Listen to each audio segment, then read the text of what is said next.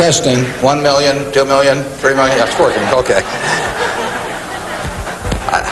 I'd like to talk to you about your financial future, and I hope those figures become applicable to all of you as we go along. And I'd like to start by posing a problem for you.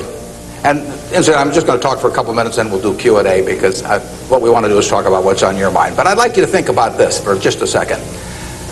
If, as we walked out of here today, I said I would like to buy 10% of your financial future, I was going to write you a check today, and from this day forth, you were going to give me 10% of everything you earned. How much would you want to charge me for that? I'm going to buy 1/10 of you. And I may take the low bid, incidentally, so be careful what you write down. Well, I think if you thought about that a little while, you can contemplate that for a few minutes. You know, you're going to get a check from me today, and you can do anything you want with the money, but from this day forth, you have to give me 10% of what you earn.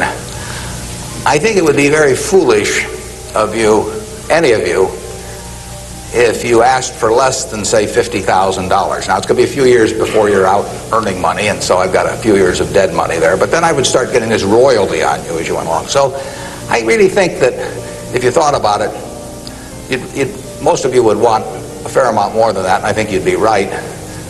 Fortunately, I didn't make this deal with anybody when I started out, so nobody's got a 10% royalty on me. But I think that $50,000 would sort of be the absolute minimum.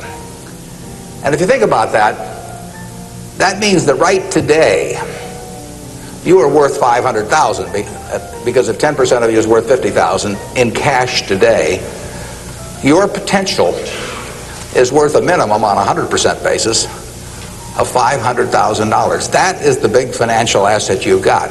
It's way more important what you do with that $500,000 asset that you own today than whether you decide to buy stocks or bonds, or whether you put your money in a mutual fund or pick your own stocks or anything of that sort. The biggest financial asset that you have going for you by miles is the value of your own earning power over the years. So that's really what you should focus on. If you're focusing on your financial future, that means you should focus on you. Because whether your 10% is worth $50,000 or $100,000 or $300,000, which would be $500,000 or $1 million or $3 million for all of you, whether it turns out to be one or the other is really dependent in a very large part on what you do in the next few years. All of you in this room have the brains to do extremely well in life. You've all got the energy to do extremely well in life, and then the question is, how do you apply it? If you've got a 200 horsepower motor, do you get 200 horsepower out of it? Do you get your full potential, or do you get 100 horsepower or 50 horsepower?